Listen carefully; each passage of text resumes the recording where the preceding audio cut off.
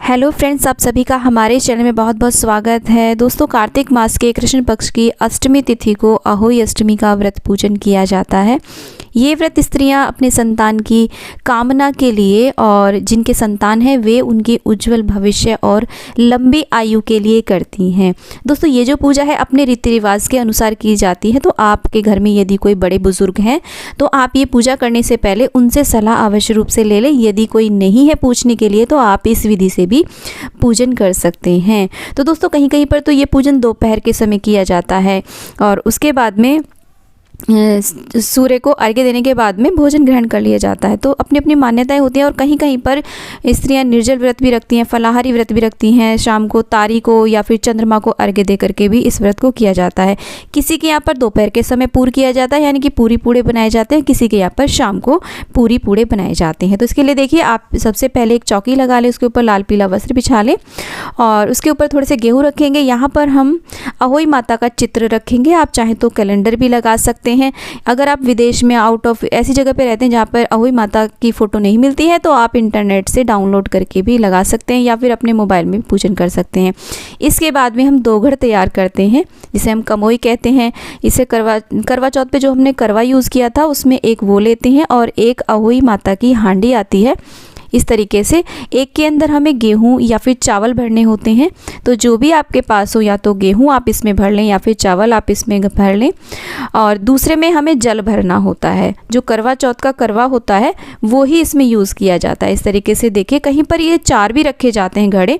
कम से कम एक घड़ा अनाज का और एक घड़ा आपको जल का अवश्य रूप से रखना चाहिए। इस तरीके से देखिए, तो थोड़े से हम नीचे गेहूं रखेंगे और इसके बाद में हमने सबसे पहले गेहूं से अनाज से भरी हुई हांडी रखी। उसके बाद में हमने एक करवा जल का भर के रख लिया। मौली यानी कि कलावा उनके कंठ में अवश्य रूप से बांध दें। अब ये देखिए, अहोई माता की ये माला होती है, स्याऊ बोलते हैं इसको। इसका इस पूजा में विशेष महत्व होता है।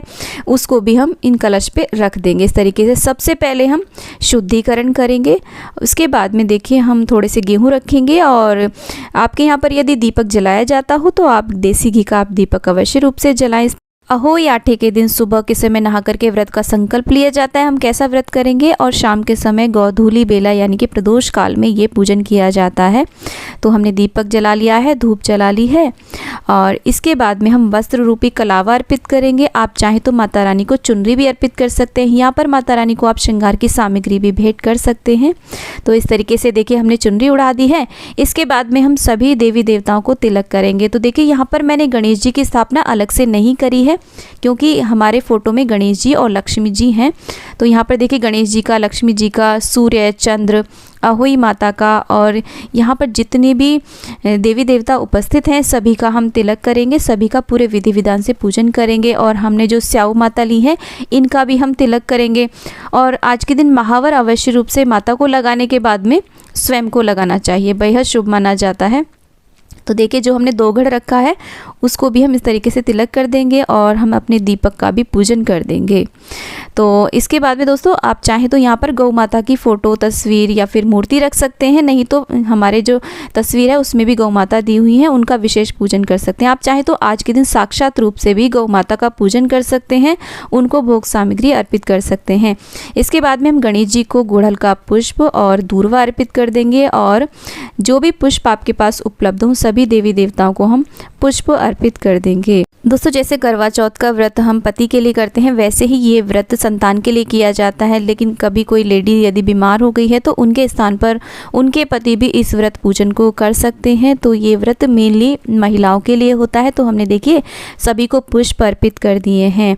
और आज के दिन देखिए, दूध का सेवन नहीं करना चाहिए। जैसे कि हम खीर आदि भी आज के दिन नहीं बनाई जाती है क्योंकि ये दूध और पूत का ही व्रत माना जाता है। इसके बाद में देखिए, कोई भी हरा फल अर्पित करें, कोई भी मौसमी फल अर्पित करें और साथ में देखिए कहानी सुनने के लिए जल का एक लोटा रख लेंगे। और आज के दिन पूर किया जाता है, विशेष रूप से मीठे गुलगुले पूड़े बनाए जाते हैं, पूड़ी बनाई जाती हैं, पूरा सात्विक भोजन बनाया जाता है। इसके अलावा आप कचौड़ी, सब्जी आदि कुछ भी बना सकते हैं, लेकिन मुख्य रूप से पूड़े तो विशेष रूप से बनाए जाते हैं।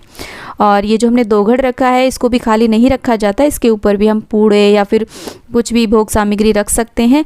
और इसके बाद में दोस्तों, हाथ में कुछ गेहूं के दाने लेकर के, देखिए जहाँ पर भी मैं गेहूं का यूज़ कर रही हूँ, अगर आपके पास गेहूं नहीं है तो आप वहाँ पर चावल का, अक्षत का भी यूज़ कर सकते हैं। इसके बाद में गेहूं के दाने लेने के बाद में हाथ में कुछ हम थोड़ी सी दूर्वा लेंगे, पुष्प लेंगे और इस तरीके से अहोई आठे की हम कथा पढ़ेंगे। अगर आपके पास पुस्तक नहीं भी है तो ये जो हम तस्वीर लेकर के आए हैं, कैलेंडर लेकर के आए हैं, उसके नीचे भी कथा दी हुई होती है। इसके बाद में हमने जो अपना पीलिया ओढ़ा हुआ है या फिर चुनरी ओढ़ी हुई है या फिर साड़ी पहनी हुई है, उसके पल्ले में इस तरीके से बांध लेते हैं, क्योंकि जब हम तारी को अर्घ्य देंगे तो इसी से अर्घ्य दिया जाएगा। जिस प्रकार से हम करवा चौथ पे करते हैं चंद्रमा को अर्घ्य देने के लिए, कहीं अगर आपके यहाँ पर चंद्रमा को अर्घ्य दिया जाता है तो चंद्रमा को आप अर्घ्य दें, नहीं तो संतान के लिए तारी को ही अर्घ्य दिया जाता है। इसके बाद में बायना पूजा जाता है, साड़ी, कुछ दक्षिणा, इसके ऊपर आप पूड़े, जो भी आपने खाना बनाया है वो, फल, मेवे, मिठाई आदि कुछ भी रख करके, चाहे तो श्रृंगार की सामग्री भी यहाँ पर आप रख सकते हैं। ये आप घर में किसी भी वरिष्ठ महिला को, सासू माँ को या ननद को आप भेंट कर दें। इसके बाद में हम गणेश जी की आरती करेंगे। यहाँ पर मैं कपूर से आरती कर रही हूँ, आप दीपक से भी आरती कर सकते हैं। इस तरीके से देखिए कथा सुनने के बाद में सभी की आरती करने के बाद में हम 3 बारी जल फेरेंगे, प्रार्थना करेंगे, क्षमा याचना करेंगे। दोस्तों तारी को अर्घ्य देने के बाद में बायना दिया जाता है। बायने के ऊपर जो भी मैंने सामान आपको बताया वो सब रखने के बाद में साथ में ये जो अनाज हमने भरा है इसको भी आप बायने के साथ दे दें। अगर आपके यहाँ पर अगले दिन ही चौकी का विसर्जन किया जाता है और ये जो कमोई में जल भरा है इसको अगले दिन आप गाय के खूंटे पर सिला सकते हैं या फिर आप पवित्र गमले में इसका विसर्जन कर सकते हैं। लेकिन अगर आपके यहाँ पर दिवाली या छोटी दिवाली के दिन ये चौकी का विसर्जन किया जाता है तो आप इस चौकी को ऐसे ही लगे रहने दें। और ये जो स्याऊ माता है इसको आप थोड़ी देर के लिए गले में अवश्य रूप से पहने, कहीं कहीं पर ये दिवाली के दिन तक भी पहनी जाती हैं। तो इस तरीके से हमें अहोई अष्टमी का पूजन करना होता है। दोस्तों वीडियो यदि आपको अच्छा लगा है तो वीडियो को लाइक करें, चैनल को सब्सक्राइब करें और वीडियो को ज़्यादा से ज़्यादा शेयर करें। वीडियो पूरा देखने के लिए आपका बहुत बहुत धन्यवाद।